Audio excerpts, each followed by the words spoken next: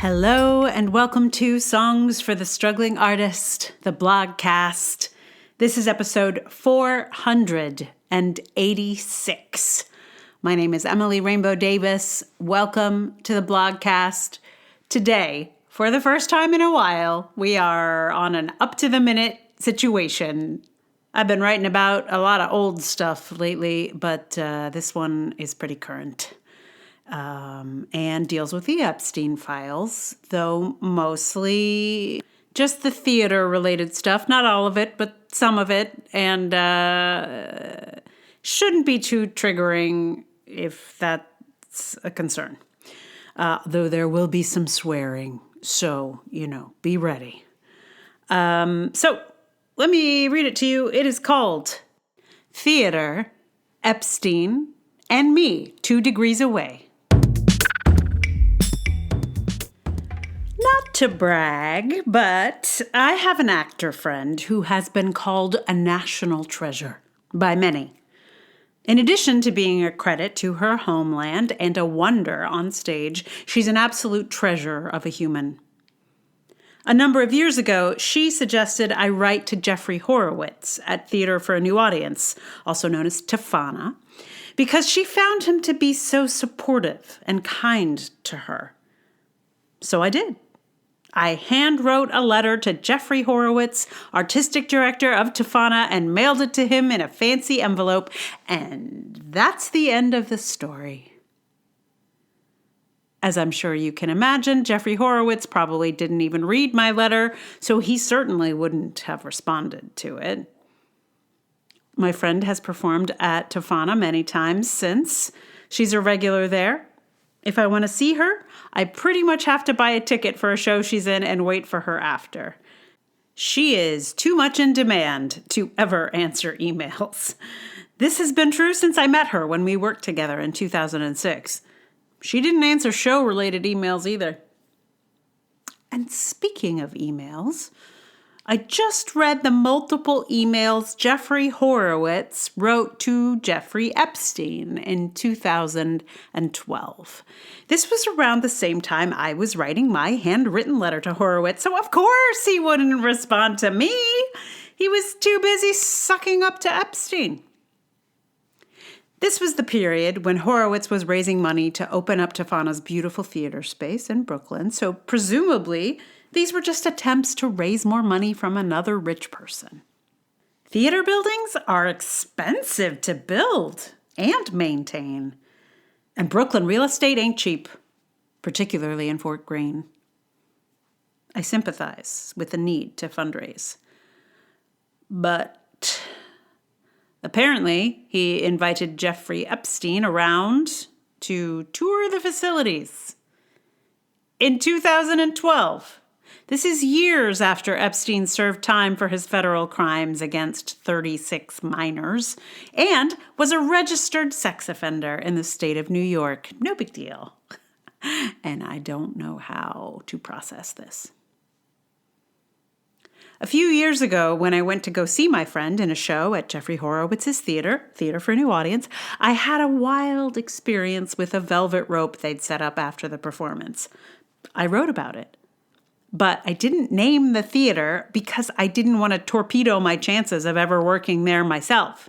After all, it was the only big theater here where I had a fancy connection. But now that I've read those emails from Horowitz to Epstein, I feel like the two things are connected. Because that velvet rope they set up was to cater to people like Jeffrey Epstein, if not exactly him, and to keep out people like me. They wanted to keep my friend back there talking to donors. Her friends and family might get in the way of a donor's peak experience. The theater made it clear what this was all for. While I was writing to Jeffrey Horowitz, he was writing to Jeffrey Epstein. He was hoping to hear back from a convicted pedophile who had to register as a convicted sex offender the year before. I was hoping to hear back from Horowitz, though I knew I never would. It's such a stark picture. The arts in this country are for donors, not for artists. I was wrestling with this information when I saw the news that Lauren Gunderson was in the Epstein files. Lauren Gunderson is known as the most produced living playwright in this country. And she invited Jeffrey Epstein to her wedding in 2012. I understand that it was her husband who was Epstein's buddy. Her ex-husband, Nathan Wolfe, is in the Epstein files 589 times.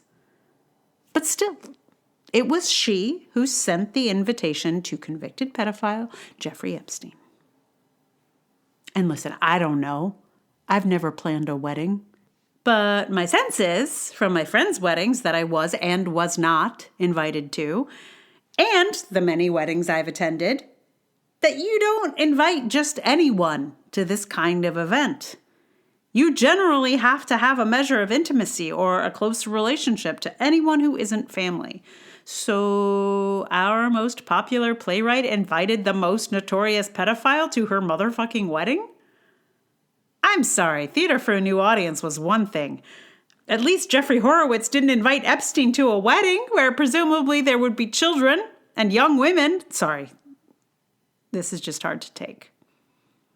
And I guess, well, it's all personal too. Like, look, I've known for some time that a career in the arts in this country is often a dark capitalist hellscape of a game. But I thought I was far enough from the center of it that it wouldn't touch me. However, I'm probably 2 degrees away from all these people. I don't know them, but I know lots of people who do. Lauren Gunderson's work is charming. I've enjoyed reading several of her plays. I've never begrudged her success. In fact, it's given me hope on occasion because I feel like my plays are from the same neighborhood. Our plays may be played in the same playground when they were kids. I have thought, if Lauren Gunderson can get produced around the country, I bet I could too. But I don't have Jeffrey Epstein connections or anything like them. And I'm grateful for that. I don't want to be anywhere near that reprehensible world. But what I'm starting to feel is that any success in this country is dangerously tainted by this man's reach. He may be dead, but the world that he operated in is very much not.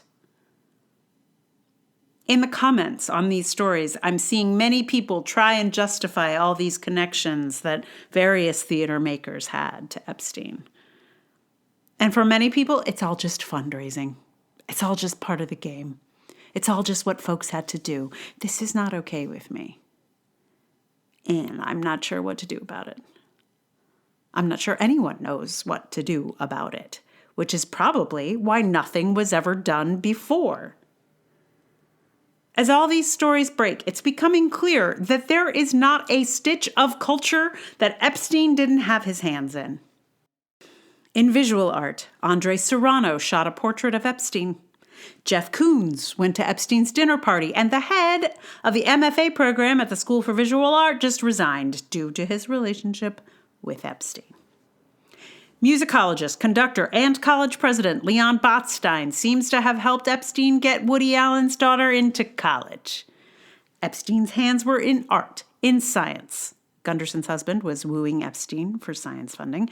In film, in comedy, in academia, in politics. The man was everywhere. And he's dead.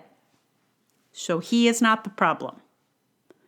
The problem is that our culture has been running on donors, and the culture has suffered. It has stalled out. More on this in the future, but meanwhile, listen to the latest episode of Decoder Ring. Listen, everyone understands that they have to raise funds, and that the people with the funds are not the best people. They might, in fact, be the worst people. But the best people, in order to work in places like the American theater, sometimes have to meet the worst people behind the velvet rope. I can't get over how Horowitz reached out to Epstein at Julie Taymor's suggestion. I once really looked up to Julie Taymor. I wrote her fan mail, before Lion King even. And there she is in the Epstein files, over and over again, getting him tickets, having dinner with Epstein and Woody Allen, and suggesting Horowitz reach out to Epstein. The culture runs on these people. And as an artist, your own access to the people and the buildings and the institutions depends on your connections to people like Epstein. Not just Epstein, but all the people who take each other's calls and answer each other's emails. This is the problem with the way we do arts in this country. Depending on philanthropists to fund our arts and scientists and culture means our institutions and artists are catering to the vilest human beings. They are laundering the money that was made over the bodies of vulnerable people, mostly children. This is one of the many reasons we need to publicly fund culture. If we don't, we run the risk of encouraging more and more Epsteins. So this one sort of blew up a little bit. It wasn't viral because no one cares about theater that much. But for me, a big one. Got some stats for like a week, which was, that's the advantage of writing about something of the current moment, I realize. I still don't know how to process this. There's been some really weird responses to all of this noise, and I don't want to get into them. I'll just say that people are so much less rational than I imagined. It's kind of crazy. Oh, theater. There will, I'm sure, be more stories about theater, but basically most of these stories broke because of like one sweet stage manager who also has a TikTok account where she like did a big search for theater related stuff in the Epstein files, and and then it moved on to like the San Francisco Chronicle and whatnot. But there's many other bigger stories in the Epstein files, of course. But this is the one that is salient to my life. So here we are. I'm sure there will be more. So what song will I give you? Well, I looked at a lot of different songs. I spent a while just kind of going through songs about rich guys and other sort of money-related songs. There was a long list of stuff I was listening to, and then all of a sudden I just had I know what the answer is. It's Richard Cory by Simon and Garfunkel. And you're like, huh? But you'll hear in a minute how so many of the markers of Richard Cory's wealth are the same as Jeffrey Epstein. And one of the things that I have found disturbing in looking at various stories about particularly Epstein's connections to the arts is just like how deep in it he was and how ready everybody was to welcome him, I guess. And it's like the emails are full of getting tickets for shows and going to see the symphony or the ballet, or and part of the way he worked with his victims was to try and help them participate in culture. He particularly went after aspiring artists like dancers and musicians, and and would use his proximity to successful artists as leverage. Anyway, that makes me want to throw up. So let's not talk about that anymore. I'm going to play for you in a minute Richard Cory. which I did for a minute. I was like, well, what if I just replaced Richard Corey's name with Jeffrey Epstein? But even though they have the same number of syllables, it doesn't scan well. So you'll just have to imagine. Anyway, meanwhile, thank you so much for being here, for listening. If you like this podcast, please tell someone about it. Like, review, subscribe, click any stars in your podcast app. If you'd like to support it with your dollar bills or whatever currency you use, patreon.com/Emily R. Davis is the hot spot. But there's also Ko-fi, there's PayPal. You could join my Substack as a paid subscriber. Or if there is a place that you like to support artists that I am not yet on, please let me know about it. I'll be happy to join it.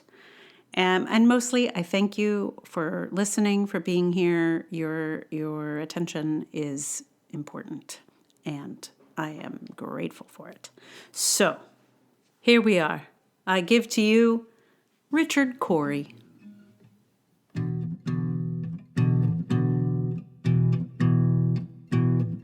They say that Richard Corey owns one half of this whole town, with political connections to spread his wealth around. Born into society, a banker's only child, he had everything a man could want: power, grace, and style. But I work in his factory, and I curse the life I'm living, and I curse my poverty, and I wish that I could be, oh, I wish that I could be, oh, I wish that I could be Richard Corey. The papers print his picture almost everywhere he goes. Richard Corey at the opera, Richard Corey at a show, and the rumors of his parties and the orgies on his yacht. Oh, he surely must be happy with everything he's got. But I work in his factory, and I curse the life I'm living, and I curse my poverty, and I wish that I could be, oh, I wish that I could be, oh, I wish that I could be Richard Corey. He freely gave to charities, he had the common touch, and they were grateful for his patronage, and they thanked him very much. But my mind was filled with wonder when the evening headlines read, Richard Corey went home last night and put a bullet through his head. But I work in his factory, and I curse the life I'm living, and I curse my poverty, and I